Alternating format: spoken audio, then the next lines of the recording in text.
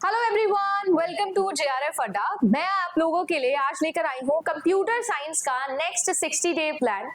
मैंने आप सभी लोगों को 100 डे प्लान भी दिया था और साथ ही साथ आपको बताया था लास्ट के जो आपके 100 डेज होते हैं उसमें आपको कैसे वन लाइनर्स के थ्रू, स्मार्ट नोट्स के थ्रू, प्रीवियस ईयर क्वेश्चंस के थ्रू प्रैक्टिस करने पे ध्यान देना चाहिए।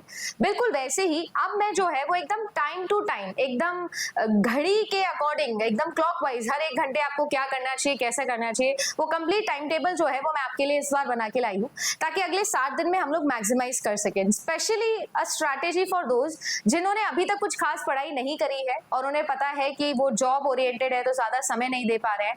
पर मैं फिर भी आप लोगों को यही चीज बोलूंगी कि आपने ये रास्ता खुद चूज किया है तो आपका ये फर्ज बनता है कि आप अपनी डेस्टिनेशन के लिए थोड़ा एक्स्ट्रा एफर्ट डालें।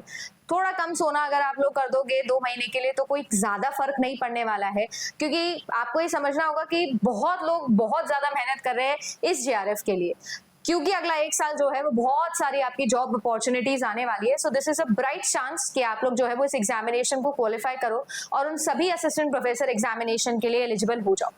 तो मैं आप लोगों को 60 दिन का स्ट्रैटेजी जो है वो देने वाली हूँ।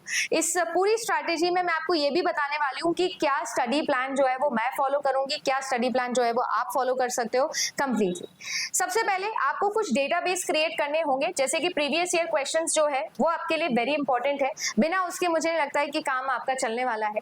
तो मैंने आप लोगों के लिए जो है वो डेटाबेस ऑलरेडी क्रिएट कर दिया है। 2-2.5 हजार का ये छोटा सा कोर्स है। इसमें आपको पेपर 1 के और पेपर 2 के 10 साल के topic wise previous year question मिल जाएंगे। आप अगर एटलीस्ट इतना भी करके चाहते हो, जॉब ओरिएंटेड और इतना भी करके चाहते हो, तो बहुत फायदा आपका हो जाएगा।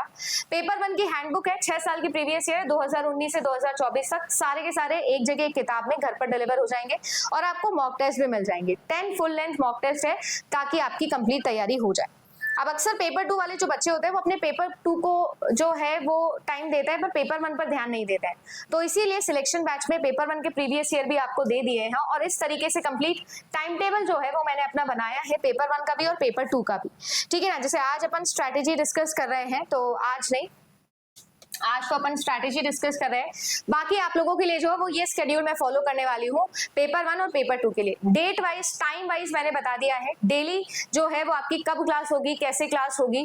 कंप्यूटर साइंस की क्लास का समय जो है वो 8 PM रहने वाला है और जो पेपर 1 है उसकी क्लास का टाइम जो है वो आपके लिए 10 AM रहने वाला है। तो अगर आप ज्वाइन करना चाहते हैं तो यूट्यूब पे फ्री क्लासेस, फ्री मैराथन्स के थ्रू भी आप कवर कर सकते हो। मैं पेपर 2 की सारी यूनिट्स जो है वो आप लोगों के लिए करवाने वाली हूँ, स्पेशली गेट के और सेट के प्रीवियस ईयर क्वेश्चन, क्योंकि ये आपके लिए बहुत ज्यादा जरूरी होते हैं, एज इट इज रिपीट होते हैं।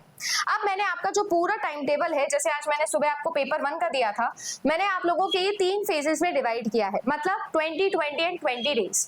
अगर मैं बात करूं तो यहाँ पर जो है वो हमारा डे 1 के अंदर डे 20 तक मैंने आपको बोला है कि आपको अपना पेपर 1 कंप्लीट करना है और 60% जो है वो आपके पेपर 2 को आपको फिनिश करना होगा, जिसमें आप लोगों को देखो 6 to 8 AM मैंने बोला है कि पेपर 1 का एक यूनिट हो गया। ऑल्टरनेट आप लोगों को जो है वो आपका फोकस रखना है। 2 यूनिट एक हफ्ते में आपको उठानी है। अब आप उसको कितना भी टाइम दे सकते हो, आपको इस तरीके से मैनेज करना है कि मान लीजिए कि मैंने एक डाउ उठा ली और एक जो है वो मैंने कंप्यूटर नेटवर्किंग उठा ली। अब डा में कम समय लगेंगे, 2 से 3 दिन लगेंगे आपको रिवाइज करने, और जो आप लोगों का नेटवर्किंग है उसमें आपको 4 दिन लगेंगे। अब ये 2 यूनिट जो है वो आपको लेके चलनी है। कंसिस्टेंटली एक ही यूनिट पढ़नी है पर उसे एक हफ्ते में 2 यूनिट में कन्वर्ट करना है। इस तरीके से जो है वो आप काम कर सकते हो। आप चाहो तो पूरा का पूरा सुबह का स्लॉट जो है वो पेपर 1 को दे सकते हो, शाम का स्लॉट पेपर 2 को, या वाइस वर्सा, जैसे भी आपको ठीक लगे कर सकते हो। नहीं तो आप मिक्स एंड मैच भी कर सकते हो। जैसे आप लोग सुबह जो है वो अपने पेपर 1 को आपने टाइम दे दिया, इसके बाद में जो है फिर आप अपने पेपर 2 पे चले हो, जहां पर आपको कोर कवर करना है। मेरे हिसाब से कंप्यूटर साइंस अगर आपने अभी तक कुछ भी नहीं पढ़ा है तो भी आपके लिए कोर पढ़ना सबसे इंपॉर्टेंट है। तो सबसे पहले आप discrete mathematics, TOC, data structures, algorithm, ये वाले टॉपिक को कवर करो। ये टॉपिक जो है वो बहुत आपके लिए कम थ्योरी डिमांड करते हैं, इससे ज्यादातर चीजें जो है वो प्रैक्टिस के ऊपर डिपेंड करती है। स्पेसिफिक फॉर्मूलेज होंगे, स्पेसिफिक पैटर्न होगा क्वेश्चन को सॉल्व करने का, यानी जितना हो सकता है आप लोग क्वेश्चन डिपेंडेंट रहोगे, प्रैक्टिस डिपेंडेंट रहोगे।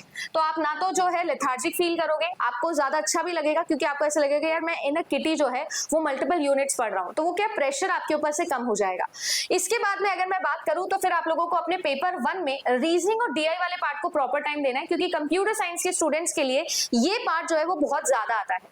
फिर प्रीवियस ईयर क्वेश्चंस आपको सॉल्व करने हैं अपने प्रैक्टिस पेपर के अंदर। मुझे ऐसा लगता है कि हमेशा आप लोगों को जो है वो आपके पेपर 2 के प्रैक्टिस क्वेश्चंस करने चाहिए, जिसमें ना सिर्फ आप लोगों को नेट के बट आप लोगों को आपके गेट के प्रीवियस ईयर, आपके सेट के previous year, even KVS, NVS, DSSB इनके भी आपको प्रीवियस ईयर सॉल्व करने चाहिए, ताकि आप लोग जो है वो ज्यादा से ज्यादा variety of question in particular units का आपको कर सको।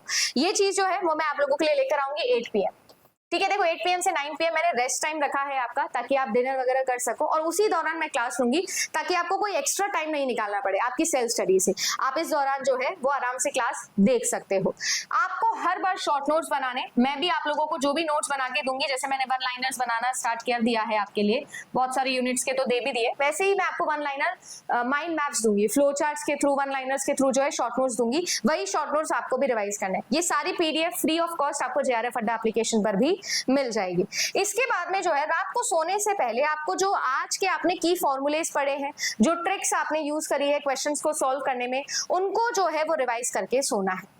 एटलीस्ट इतना जो है वो आपको करना है। इसके बाद आता है आपका नेक्स्ट, जो कि होता है आपका 21 से 40 डे। इसमें जो टाइम टेबल मुझे लगता है हमें फॉलो करना चाहिए वो ये कि 40% of the remaining part of your paper 2 and your mock test, इन पर आपको ध्यान रखना है। अब यहाँ पर थोड़ी हैवी बंच यूनिट्स मैंने ली है, बॉडी रिदम में आ गई है, माइंड रिदम में आ गया है, कोर यूनिट्स पढ़ ली है। अब आप लोग जो है वो अपने पेपर 1 को तो मॉक टेस्ट पे कन्वर्ट कर दो कंप्लीटली। सारा दिन क्वेश्चंस निकालने हैं, एटलीस्ट जो है वो आपको 200 क्वेश्चन एक वीक के अंदर तो करने ही करने हैं। इसके अलावा जो है वो आप अपने पेपर 2 की किस पर जाओ, डेटाबेस, ऑपरेटिंग सिस्टम, नेटवर्किंग और इंजीनियरिंग, इन यूनिट्स के ऊपर आ जाओ। अब इन यूनिट्स के ऊपर फोकस करो, इन यूनिट को स्लॉट में डिवाइड करो, जैसे 18 से 24 वाले क्वेश्चन के स्लॉट डिवाइड करें और उनके जो है वो आपने MCQs लगाना स्टार्ट किए। 2-2 घंटे के स्लॉट के अंदर प्रीवियस ईयर कर सकते हो, या 3-3 घंटे के स्लॉट में कर सकते हो, ज्यादा फायदा होगा। फिर आप लोग जो है वो अपना प्रॉपर 2 घंटे का समय जो है वो दो पेपर 1 के जो भी यूनिट्स आपको डिफिकल्ट लगते हैं उनके रिविजन में। स्पेशली मुझे लगता है ICT, कम्युनिकेशन, हायर एजुकेशन जैसी यूनिट्स को आपको कवर करना चाहिए। इसके बाद में अगेन रात को सोते समय 1 घंटा फिर से वही चीज, जो भी फॉर्मूलेज हैं वो सारी चीजों को रिवाइज करना है, अपने शीट्स रिवाइज करनी है, शॉर्ट नोट्स रिवाइज करने हैं। कोशिश करो खुद से अपने हाथ से सारे फॉर्मूले, सारे ग्राफ एक जगह लिख लिए उनके फॉर्मूलेज, ठीक है ना, B trees, B+ trees, AVL trees, सारी ट्रिक्स एक जगह लिख ली, सारी सॉर्टिंग एक जगह लिख ली, सारी सर्चिंग एल्गोरिथम्स एक जगह लिख ली, TOC के सारे फॉर्मूलेज एक जगह लिख लिए, और उनको बार बार जो है वो रिवाइज करो। मैंने भी इस तरीके से एक रजिस्टर बनाया था जिसमें मैंने सिर्फ फॉर्मूलेज लिख रखे थे। इसके अलावा जो पेपर 1 आप लोग सॉल्व कर रहे हो और जिन क्वेश्चंस में आप अटक रहे हो उन क्वेश्चंस का सोल्यूशन देखो, और जिन पे अटके हो उनको भी नोट डाउन करो, ताकि जब आप रात को 1 घंटा रिवाइज कर रहे हो तो आप उनको भी एक बार देख रहे हो। ये सबको देखकर जो है फिर आपको सोना है। नेक्स्ट आता है मेरे लिए लास्ट फेज, जो कि आता है आपका 41 to 60 डेज वाला फेज। अब यहाँ पर मैं आपको हमेशा बोलूंगी कि इट इज नॉट रिक्वायर्ड कि आप कुछ नया पढ़ो। हाँ, आपके पास में जो ऑलरेडी यूनिट्स हैं, जो आपने ऑलरेडी पढ़ी हुई है, उन पर आप फोकस करो। लास्ट के 5 डेज में या लास्ट के 10 डेज में सिर्फ मॉक टेस्ट पे जाना है, ज्यादा जो है वो इधर उधर नहीं घूमना है, नए टॉपिक्स पर नहीं ध्यान देना है। अब जो है वो आप लोगों के पेपर 1 के फुल मॉक टेस्ट देना स्टार्ट करो और ऑल्टरनेट पेपर 2 के भी फुल लेंथ मॉक टेस्ट देना स्टार्ट करो। पहले यूनिट वाइज मॉक टेस्ट दो, उसके बाद जो है फिर फुल लेंथ मॉक टेस्ट दो। यूनिट वाइज जो है वो आप लोग 21 से 40th डे तक कर सकते हो। इस दौरान जो है यूनिट वाइज टेस्ट दो, और every day on JRF Adda application there is a free test for paper 1 and paper 2। Every day we are having a quiz, okay, so आप लोग वो क्विज दे सकते हो। उसके बाद में अगर मैं बात करूं तो आप लोगों को जो है वो अपना एक प्रॉपर टाइम निकालना है एरर एनालिसिस के लिए, क्योंकि आप इतने क्वेश्चंस प्रैक्टिस कर रहे हो तो आपको ये पता होना चाहिए कि यार मैं कहाँ मिस्टेक कर रहा हूँ। ठीक है, उन मिस्टेक्स को रिवाइज करो। अपनी जो एल्गोरिथम्स जैसी चीजें हैं, operating system, networking, TOC, compiler, जो यूनिट्स बहुत ज्यादा फोकस में रहती है उन पर ध्यान दो। इसके अलावा जो है अगेन क्विक नोट्स आप लोगों को बनाने हैं, फॉर्मूले नोट्स आपको बनाने हैं, थोड़े माइंड मैप्स जो है वो आप लोगों को बनाने हैं, उनको मल्टीपल टाइम रिवाइज करना है। यानी अगर इस पूरे के पूरे दौरान आप लोग देखोगे तो मैं थ्योरी से MCQ नहीं, मैं MCQ से थ्योरी जनरेट के ऊपर बात करूं, थोड़ा सा बॉटम अप अप्रोच लगाने की बात कर रही हूँ।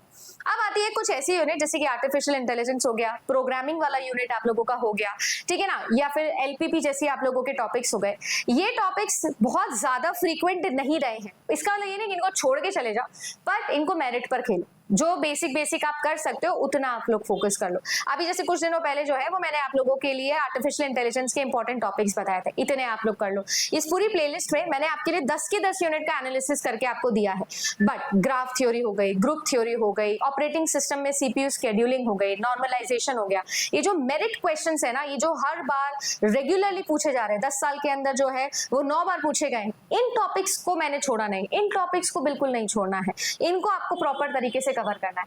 अगर मैं बोलूंगी आपको जो है वो ज्यादा करना नहीं है, आपको बस ये समझना है कि मेरी वीकली जो मस्ट टू डू चेकलिस्ट है वो मैं फॉलो करूं, यानी कि पेपर 1 का और पेपर 2 का मॉक टेस्ट एक हफ्ते में एक तो देना ही देना है, ठीक है। फिर आपको 1 यूनिट पर वीक एटलीस्ट पेपर 1 की और पेपर 2 की रिवाइज करनी है। 200 एमसीक्यूज प्रैक्टिस करने ही करने हैं आपको, जो है वो आपके पेपर 1 के और पेपर 2 के समरी नोट्स रिवाइज करने, और आप चाहो तो थोड़ा सा रेस्ट डे भी ले सकते हो, it's not a big deal. अगर मैं बात करूं तो आप लोगों का देखो आर्टिफिशियल इंटेलिजेंस हो गया, आप लोगों का प्रोग्रामिंग एंड सीजी वाला पार्ट हो गया, ठीक है, ये आप लोगों के यूनिट्स हो गए।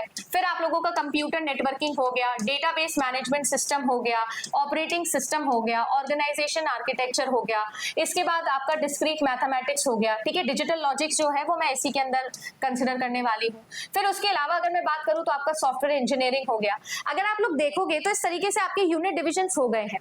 अब यहाँ पर अगर मैं बात करूँ तो आप लोगों का टीओसी, आपका कंपाइलर हो गया, ठीक है ना, और आपका डा हो गया। तो 1 2 3 4 5 6 7 8 9 और 10, मुझे ऐसा लगता है कि इन यूनिट्स पर जो है वो आप लोगों का बड़ा रैंडम पैटर्न रहा है, कभी बहुत ज्यादा आए हैं, कभी बहुत कम आए हैं, तो आप इनको जो है वो थोड़ा सा लास्ट के लिए छोड़ सकते हो, बट मेरिट यूनिट्स पर काम करो। मेरे लिए जो है वो ये आपकी सबसे पहला मेरिट होगा, और इसके बाद में होगा आपका ये। अगर आप लोग ये 2 यूनिट्स को बहुत अच्छे से कर लेते हो, ये 2 चंक्स को आप बहुत अच्छे से प्रैक्टिस करते हो, एटलीस्ट 10 साल के इनके previous year, not just of net but also get and set करके जाते हो, तो you will gain a lot. फिर आप लोग इन यूनिट्स को थोड़ा हल्का रख सकते हो। इस हिसाब से जो है मैंने ये पूरा टाइम टेबल बनाया है, आप भी अपना टाइम टेबल बनाओ, आप इस अकॉर्डिंग बना सकते हो, थोड़ा कस्टमाइज करना चाहते हो तो कर सकते हो। बाकी मैं ये जरूर बोलूंगी कि आपके पास में प्रीवियस ईयर क्वेश्चन सेट होना जरूरी है, आपके पास शॉर्ट नोट्स होना जरूरी है, और आपके पास में एक कमरा होना जरूरी है जिसमें आप अपने आप को लॉक कर लो और जम के जो है वो अपनी पढ़ाई करो। अगर आप ये सारी चीजें फॉलो करते हो तो आपके लिए जेआरएफ होना इतना डिफिकल्ट नहीं है। अक्सर बच्चे बोलते हैं कि मैम मेरे पास समय कम है, मैं जॉब कर रहा हूँ या मैं होम मेकर हूँ, या बहुत सारी चीजें हैं, बहुत सारे रीजंस हो सकते हैं कि समय कम मिलता है, बट मैं बस आपको ये चीज बोलूंगी, आपको पता है कि आप नहीं करोगे तो कोई और करेगा। अब 6 से 8 घंटे निकालना ही पड़ेगा, कैसे निकालना है वो आपकी हेडेक है। मैं आपको यही एडवाइस करूंगी, सुबह अर्ली मॉर्निंग का टाइम निकालो, रात को लेट नाइट का टाइम निकालो, अगर दिन में समय नहीं लगता है थोड़ी बहुत छुट्टी के लिए अप्लाई करना की कोशिश करो, इधर उधर बाहर जाना अभी के लिए जो है वो आप सब चीजों को साइड में रख सकते हो, सिर्फ 60 दिन की बात है, क्योंकि 60 दिन के बाद में जो है बहुत कुछ चेंज होने वाला है।